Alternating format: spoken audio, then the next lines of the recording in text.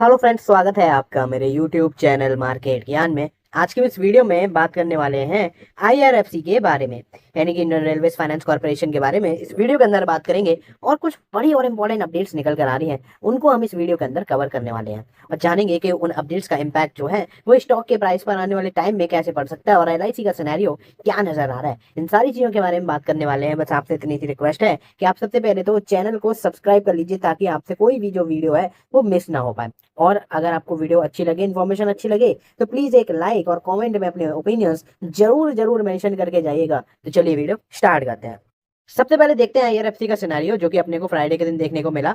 Stock अभी भी 100 से काफी नीचे ट्रेड कर रहा है। 88.75 पर आपको यहाँ पर क्लोजिंग देखने को मिली है। इवन फ्राइडे को भी आपको इस स्टॉक के अंदर हल्का फुल्का नेगेटिव मूवमेंट ही देखने को मिला है। पिछले 5 दिनों में, यानी कि पिछले पूरे हफ्ते में आपको 1.25% के आसपास की गिरावट देखने को मिली है और पिछले एक महीने में लगभग 1.5% का थोड़ा बहुत पॉजिटिव जरूर मेंशन बना है। अदरवाइज चीजें आपको पूरी तरीके से नेगेटिव आपको यहाँ पर देखने को मिल रही है, चाहे आप वाईटीडी देखो या फिर हम यहाँ पर देखें पिछले एक साल का सिनारियो। तो फिलहाल में तो स्टॉक के अंदर कंसोलिडेशन फेज चल रहा है। फिलहाल में तो लोगों को अभी भी दिक्कतें ही हो रही हैं और समझ नहीं आ रहा है, और जो लोग अभी भी बने हुए हैं उनको भी थोड़ा बहुत कंफ्यूजन है कि क्या आप सच में इस पर्टिकुलर स्टॉक से एग्जिट करने का टाइम जो है वो आ चुका है, क्योंकि इसमें रिटर्न तो बन ही नहीं रहे हैं और इवन 100 से भी अभी काफी नीचे पहुंच गया है। लेकिन ऐसे में मैं आपको यहाँ पर एक लिस्ट दिखाता हूँ, जहां पर मैं आपको यहाँ बताने वाला हूँ कि जो हाईएस्ट बाइंग है ना एलआईसी के द्वारा क्वार्टर वन में, वो किन किन स्टॉक में हुई है। और एलआईसी के द्वारा बाइंग भी काफी ज्यादा मैटर करता है, क्योंकि एलआईसी कोई छोटी मोटी कंपनी तो है नहीं है। अगर वो अपना स्टेक बढ़ा रही है तो डेफिनेटली कुछ आने वाले टाइम में चेंजेस देखने को मिल सकते हैं। सबसे पहले यहाँ पर भारती एयरटेल का नाम नजर आता है, और भारतीय एयरटेल में अगर आप देखोगे तो यहाँ जो होल्डिंग है वो बढ़ती हुई नजर आ रही है एलआईसी की, जो कि एक टाइम पर 24.34 थी, वो बढ़कर 25.82 करोड़ हो चुकी है। फिर बात करें मारुति सुजुकी की। मारुति सुजुकी में भी यहाँ पर जो है एलआईसी ने अपना स्टेक बढ़ाया है। आईटीसी में इन्होंने अपना स्टेक बढ़ाया है। कोटक महिंद्रा बैंक में इन्होंने अपना स्टेक बढ़ाया है। बात करें अल्ट्राटेक सीमेंट की, तो यहाँ भी इन्होंने अपना स्टेक बढ़ाया है। रिलायंस इंडस्ट्रीज में भी कहानी सेम है। बजाज फाइनेंस में आप देखोगे तो एलआईसी ने अपना स्टेक बढ़ाया है। ल्यूपिन में, पावर ग्रिड कॉर्पोरेशन में, और लास्ट में आता है आईआरएफसी। जी हाँ, एलआईसी ने अपना जो स्टेक है आईआरएफसी में वो यहाँ पर 13.06 करोड़ से बढ़ा दिया है।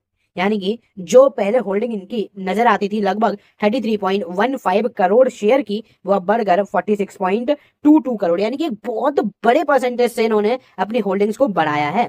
लगभग 1283 करोड़ शेयर जो है वो यहाँ पर बाई करे गए हैं एलआईसी के द्वारा। तो डेफिनेटली अपने आप में काफी बड़ी अपडेट है और काफी इंपॉर्टेंट अपडेट भी है। लेकिन ऐसे में यहाँ पर अश्विनी वैष्णव का भी कुछ बड़ा बयान निकल कर आया है, उसको जानते हैं और फिर एक और बड़ी अपडेट पर बात करेंगे। फिलहाल में यहाँ पर आप देख पा रहे होंगे Indian railway repays 1.93 trillion debt in 5 years, यानी कि यहाँ पर मेंशन करा गया है कि इंडियन रेलवेज ने 1.93 ट्रिलियन रुपए का जो डेट है वो रीपे कर दिया है 5 साल के अंदर अंदर, और ये अपने आप में ही बहुत बड़ा अमाउंट है। The national transporter paid 93,000 crore in interest since 2021-22 and रफली 1 trillion in principal as higher budget support reduce its need to borrow. यानी कि यहाँ पर जो 1.93 ट्रिलियन का जो बात हो रही है उसमें से 93,000 करोड़ तो एज अ इंटरेस्ट पे करा गया है सिंस 21-22 से। तो ये काफी बड़ी अपडेट है जो कि आप सभी को जानना चाहिए कि आखिर कैसे यहाँ पर जो ओवरऑल इंडियन रेलवेज है वो काम कर रही है और आने वाले टाइम में इन सारी चीजों का इम्पैक्ट जो है वो कैसे पड़ते हुए नजर आने वाला है। अब बात करते हैं अपनी लास्ट अपडेट, और ये भी अपने आप में काफी बड़ी अपडेट है। और यहाँ देख पा रहे होगे RBI releases new NBFC upper layer list, REC, PFC, IRFC, हुडको अमंग 4 न्यू एंट्रेंट। यानी कि यहाँ पर आरबीआई ने अपने नए जो एनबीएफसी अपर लेयर लिस्ट है वो जारी कर दी और इसमें आईआरएफसी का नाम है।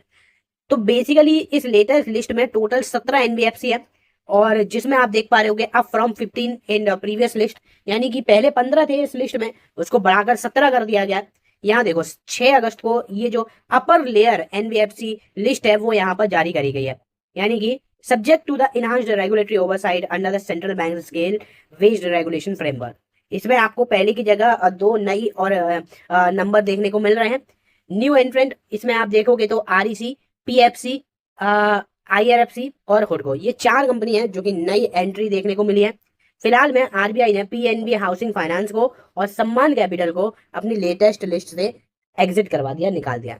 लेकिन जो दोनों ही कंपनी है वो यहाँ पर subject to the enhanced regulatory framework same रहने वाली है और यहाँ आप देख पा रहे होगे तो जो चीजें हैं वो आने वाले टाइम में 5 साल के लिए अगर ये सारा सिनेरियो अगर ये नॉर्म्स फिल नहीं कर पाते तो डेफिनेटली ये हटाया जाएगा। ये पूरी लिस्ट है जो आप यहाँ पर देख पा रहे होगे कौन कौन यहाँ पर अब इस लिस्ट में देखने को मिल रहा है। और यहाँ आप पढ़ पा रहे होगे कि आखिर ये जो एनबीएफसी की अपर लिस्ट है वो क्या है, तो वो आप यहाँ पर देख लो, आपके सामने सारी चीजें मेंशन करी गई है। तो ये तो हो गई यहाँ पर जो अपडेट्स निकल कर आ रही थी, जो बड़ी चीजें निकल कर आ रही थी वो मैंने आपको जल्दी से बता दी है। अब मैं आपको कुछ ऐसे स्टॉक्स भी बता देता हूँ जो कि आपको कॉर्पोरेट एक्शन दिखाने वाले हैं। चलिए सबसे पहले देख लेते हैं सिट्रोनिक्स परफॉर्मेंस में आपको 23 रुपए का जो डिविडेंड है वो 10 तारीख को देखने को मिलेगा। वहीं जियो फाइनेंशियल्स का डिविडेंड हम लोग ऑलरेडी जान चुके हैं, जिसमें 60 पैसे का डिविडेंड दिया है इस बार कंपनी ने, वो देखने को मिलेगा। इंडस टावर में आपको 10 तारीख को इसकी एग्जिट देखने को मिलेगी जो कि 14 रुपए का फाइनल डिविडेंड है। वहीं बात करें वेस्ट कोस्ट पेपर में 3 रुपए का और मैजेस्टिक ऑटो में 25 रुपए का फाइनल डिविडेंड देखने को मिल रहा है। और सेंट्रल माइन प्लानिंग डिजाइन में आपको 1 रुपए के आसपास का जो डिविडेंड है वो दिया जाएगा। तो ये कुछ कॉर्पोरेट एक्शन वाले स्टॉक्स थे जो कि मैंने आपको जल्दी से बता दिए। बाकी फिलहाल वीडियो में बस इतना ही। वीडियो अगर आपको अच्छी लगी हो तो प्लीज एक लाइक और चैनल को आप सब्सक्राइब जरूर कर दीजिएगा। धन्यवाद।